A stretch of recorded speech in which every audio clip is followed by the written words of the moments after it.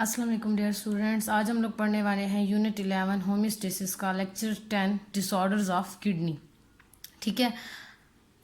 पिछले लेक्चर में मैंने आपको ऑस्मो रेगुलेशन पढ़ाया था कि किडनी में ऑस्मो रेगुलेशन का जो प्रोसेस है वो किस तरह से होता है। आज हम किडनीज के डिसऑर्डर्स पढ़ लेते हैं। ठीक है।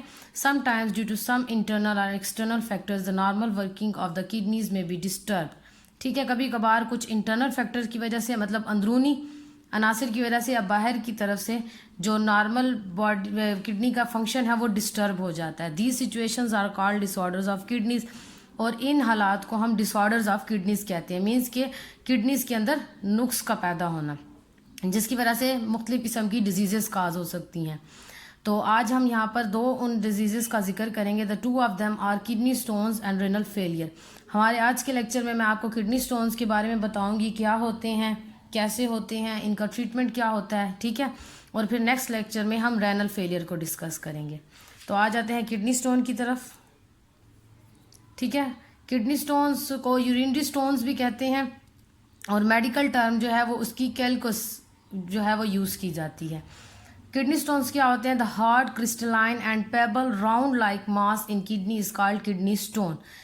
किडनी के अंदर जो है वो हार्ड क्रिस्टलाइन, ठीक है, और पेबल कहेंगे कंकर की तरह का, राउंड गोल मास इकट्ठा हो जाए किडनी में तो उसको हम किडनी स्टोन करते हैं। मैस मतलब एक ऐसा पत्थर की तरह का स्ट्रक्चर, ठीक है, जिसका वजन भी हो। जब वो किडनी के अंदर डेवलप हो जाता है तो उसको हम किडनी स्टोन कहते हैं। ठीक है। यहाँ पर मैंने टर्म यूरिनरी स्टोन की भी यूज़ की है। वो क्यों किया वो आगे मैं आपको एक्सप्लेनेशन में बताऊंगी। Sometimes the filtered harmful substance, for example calcium oxalate, calcium uric acid, etc., gather in the kidneys and make large objects. ठीक है। कभी कभार जो फिल्ट्रेशन का प्रोसेस जो कि किडनी के अंदर हो रहा होता है उसके अंदर जो है वो किसी किस्म की फिल्ट्रेशन में जो है वो डिस्टर्बेंस आ जाती है, जिसकी वजह से कुछ ऐसे हार्मफुल सब्सटेंसेस जो होते हैं वो किडनीज के अंदर ही जमा होना स्टार्ट हो जाते हैं और जमा होते होते वो लार्ज ऑब्जेक्ट्स में तब्दील हो जाते हैं। वो हार्मफुल सब्सटेंसेस कैल्शियम ऑक्सलेट हो सकती हैं, कैल्शियम यूरिक एसिड भी हो सकता है। Such objects can not pass in the urine. अब ये ऑब्जेक्ट जो हैं वो यूरिन से पास नहीं हो पाते and are called kidney stones. और इस कंडीशन को हम किडनी स्टोन का नाम देते हैं। सम स्टोन्स में leave the kidneys and gate trapped into the ureter and urinary bladder. ठीक है। कुछ स्टोन्स जो होते हैं वो किडनी से तो निकल आते हैं लेकिन फिर यूरिटर में या यूरिनरी ब्लैडर में आकर फंस जाती हैं, which can cause obstruction in the urinary tract. जो कि यूरिनरी ट्रैक्ट जो है जो कि यूरिनरी सिस्टम को परफॉर्म कर रहा है उस फंक्शन में वो रुकावट का बायस बनते हैं। ऑब्स्ट्रक्शन कहेंगे रुकावट को। ठीक है। मीन्स कि यूरिन प्रॉपरली पास नहीं हो पाएगा अगर यूरिटर या यूरिनरी ब्लैडर में स्टोन जो है वो आ जाएगा। ठीक है। तो आपको यहाँ मैंने बताया कि ये स्टोन सिर्फ किडनी में नहीं बल्कि यूरिटर या यूरिनरी ब्लैडर में भी आ सकती हैं। इसी वजह से ऊपर मैंने यूरिनरी स्टोन्स की जो है वो टर्म यूज़ की थी। ठीक है। तो ये थी किडनी स्टोन की डेफिनेशन। अब आ जाते हैं हम उसके काजेस की तरफ। The presence of more calcium oxalate, calcium and ammonium phosphate in a person's diet. ठीक है। किसी भी इंसान की डाइट में, मतलब खाने पीने में, अगर वो कैल्शियम ऑक्सलेट ज़्यादा ले रहा है, कैल्शियम ऑक्सलेट जो है वो जैसे कि टमाटर हो गया और जो ग्रीन वेजिटेबल्स होती है, ख़ास तौर पर स्पिनच जो है उसके अंदर कैल्शियम ऑक्सलेट बहुत ज़्यादा होता है। उसके अलावा कैल्शियम, अमोनियम फॉस्फेट, ये भी मुख्तलिफ़ किस्म की वेजिटेबल्स में, ठीक है, फैट्स जो जिन चिकनाई वाली चीज़ें होती हैं, डेयरी प्रोडक्ट्स होते हैं जैसे कि दही वगैरह, उनके अंदर इनकी अमाउंट जो है वो ज़्यादा होती है। तो अगर बहुत ज़्यादा कंजम्पशन हो रही है बॉडी में, डाइट में इस तरह की खाना बहुत ज़्यादा खाया जा रहा है तो कभी कभार ये फिल्ट्रेशन नहीं होती इन चीज़ों की और यही चीज़ें किडनी के अंदर जमा होना शुरू हो जाती हैं। The person consume them by eating green vegetables, fats, dairy products etcetera. ठीक है। कोई भी इंसान इन चीज़ों को यानी कैल्शियम ऑक्सलेट को, कैल्शियम को, अमोनियम फॉस्फेट को कंज्यूम कर सकता है। किसके ज़रिए? ग्रीन वेजिटेबल के ज़रिए, फैट्स या डेयरी प्रोडक्ट्स के ज़रिए। ठीक है। तो उससे क्या होता है कि ये चीज़ें किडनी के अंदर जमा होना शुरू हो जाती हैं और फिर ये स्टोन में डेवलप हो जाती हैं। उसके अलावा extra amounts of vitamin C and D in a diet, या फिर आप खुराक के अंदर विटामिन सी और विटामिन डी बहुत ज़्यादा ले रहे हैं। बहुत ज़्यादा लेने की वजह से उनकी प्रॉपर फिल्ट्रेशन नहीं होगी किडनी में और वो किडनी के अंदर जमा होना शुरू हो जाएंगी। ठीक है। रिड्यूस्ड वाटर इनटेक, या तो फिर आप पानी कम ले रहे हैं तो उसकी वजह से भी ऐसा होगा कि फिल्ट्रेशन जो है वो प्रॉपरली नहीं हो सकेगी। कि आप लोगों को मैंने रीअब्जॉर्प्शन का प्रोसेस जो बताया था उसमें हमने इस चीज़ को डिस्कस भी किया है कि वो प्रोसेस सारे का सारा वाटर पर ही डिपेंड कर रहा होता है। तो अगर पानी सही तरह से नहीं होगा तो रीअब्जॉर्प्शन का प्रोसेस भी नहीं सही तरह से परफॉर्म होगा।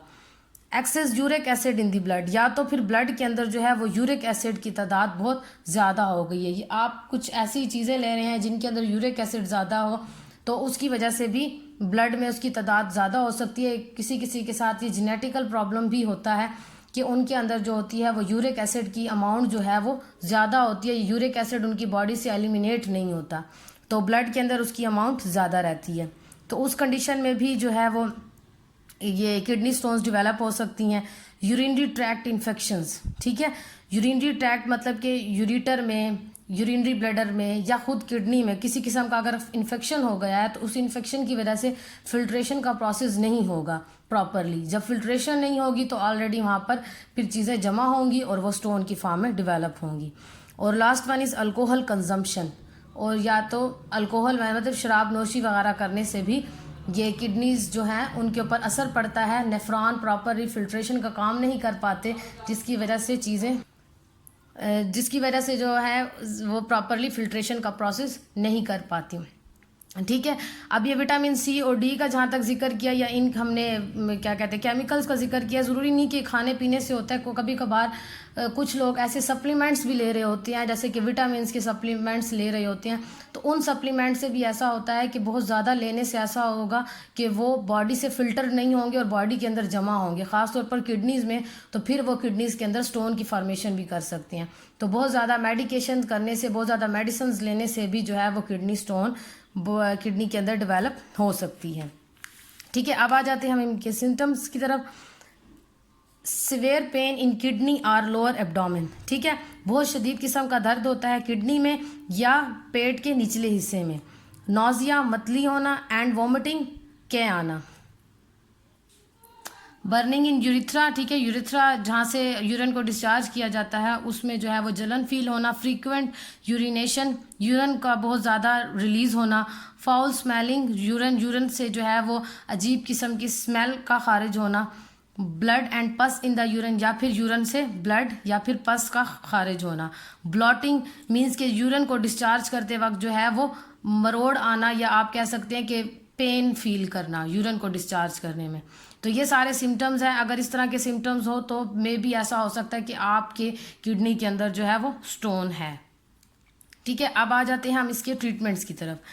If kidney stones are small in size, ठीक है। अगर किडनी स्टोन्स जो है वो छोटी हैं, लेस देन 0.5 सेंटीमीटर, अगर उनका जो डायामीटर है वो 0.5 सेंटीमीटर से कम है, the patient is advise to drink plenty of water so that stone can pass through the urine, ठीक है। तो पेशेंट को ये एडवाइस की जाती है कि वो ज़्यादा से ज़्यादा पानी ले ताकि जो स्टोन है वो यूरिन के ज़रिए खारिज हो जाए। और कुछ उनको मेडिसिन भी ऐसी दी जाती हैं कि जो जाकर जो है ना किडनी के अंदर उन स्टोन्स को डिज़ोल्व करने की कोशिश करती हैं ताकि वो स्टोन जो है वो डिज़ोल्व होकर और यूरिन के ज़रिए बॉडी से एलिमिनेट हो जाए, ठीक है। But if stones are large, लेकिन अगर स्टोन्स लार्ज हो मीन्स कि उनका डायमीटर 1 सेंटीमीटर से अगर ज़्यादा हो, the patient has to go surgery, फिर पेशेंट को क्या करवानी पड़ती है, सर्जरी करवानी पड़ती है। कि अगर स्टोन्स बहुत बड़े हो जाएं तो सर्जरी में क्या किया जाता है कि पेशेंट की किडनी में स्टोन है, यूरिटर या यूरिनरी ब्लैडर जिस भी पार्ट में स्टोन है उसको सर्जरी के ज़रिए, ऑपरेशन के ज़रिए ओपन करके उनसे स्टोन्स को रिमूव किया जाता है, ठीक है। एक मेथड और भी किडनी स्टोन्स को रिमूव करने के लिए इंट्रोड्यूस करवाया गया है। The recent method of removing kidney stone is called lithotripsy, उसका नाम है लिथोट्रिप्सी। तो आप पढ़ लेते हैं कि लिथोट्रिप्सी जो है ये किस तरह का मेथड है। Lithotripsy, the non surgical removal of kidney stones about size between 4 millimetre to 2 centimetre in diameter is called lithotripsy, ठीक है। सर्जरी के बगैर किडनी स्टोन्स को रिमूव करना किडनी से, और कितनी किडनीज को, जिनका डायमीटर 4 मिलीमीटर से 2 सेंटीमीटर के दरमियान हो, इतनी किडनीज को रिमूव, इतने किडनी स्टोन्स को रिमूव करना लिथोट्रिप्सी कहलाता है। अगर इससे बड़ी स्टोन होगी तो फिर वो लिथोट्रिप्सी से भी रिमूव नहीं होगी, उसको सर्जरी के ज़रिए ही रिमूव करना पड़ेगा, ठीक है। अब लिथोट्रिप्सी की टेक्निक में किया क्या जाता है। This technique is use to break up stones present in the kidney, ureter और यूरिनरी ब्लैडर, ठीक है, ये टेक्निक इस्तेमाल की जाती है स्टोन्स को तोड़ने में, चाहे वो स्टोन किडनी में हो, यूरिटर में हो या फिर यूरिनरी ब्लैडर में हो। In this method the stone inside the kidney is targeted by shock waves. ठीक है, इस मेथड में क्या किया जाता है कि किडनी के जिस हिस्से में वो स्टोन मौजूद है उस इस हिस्से पर शॉक वेव्स जो है उनको टारगेट किया जाता है। The shock waves break the stone into the tiny pieces.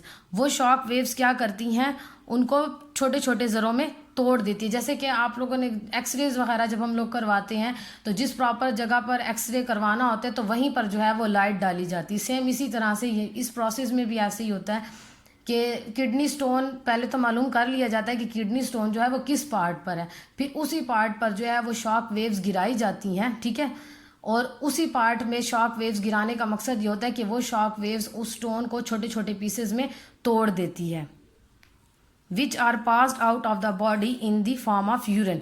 ठीक है, जो कि फिर यूरिन के साथ जो है बॉडी से बाहर एलिमिनेट हो जाती हैं।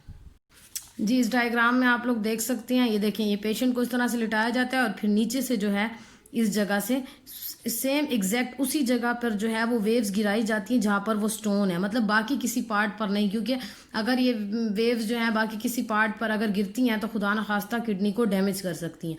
तो ख़ास तौर पर सिर्फ उसी जगह पर जो है इनको शॉक वेव्स को जो है बम्बार्ड किया जाता है, फिर डाला जाता है और फिर ये स्टोन को छोटे छोटे पीसेज में क्या कर देती हैं, तोड़ देती हैं। ये देखिए यहाँ पर आपको दिखाया हुआ ये कि स्मॉलर पीसेस में तोड़ने के बाद फिर ये यूरिटर के ज़रिए, मतलब यूरिन के अंदर शामिल होकर यूरिटर के ज़रिए फिर ये बॉडी से एलिमिनेट हो सकती हैं। ठीक है, तो ये था हमारा आज का टॉपिक जिसके अंदर हमने डिसऑर्डर्स ऑफ किडनीज को पढ़ा है। उनमें से एक डिसऑर्डर को आज हमने डिस्कस किया, किडनी स्टोन्स को डिस्कस किया है। ठीक है, उसके अंदर हमने पढ़ा है कि किडनी स्टोन्स किस तरह से हो सकते हैं, इनके काजेज़ भी पढ़े हैं, उनके सिम्टम्स भी पढ़े हैं और उसके अलावा ट्रीटमेंट्स को भी हमने डिस्कस किया है। अब बाकी रेनल फेलियर जो है वो हम नेक्स्ट लेक्चर में डिस्कस करेंगे। Okay, thank you.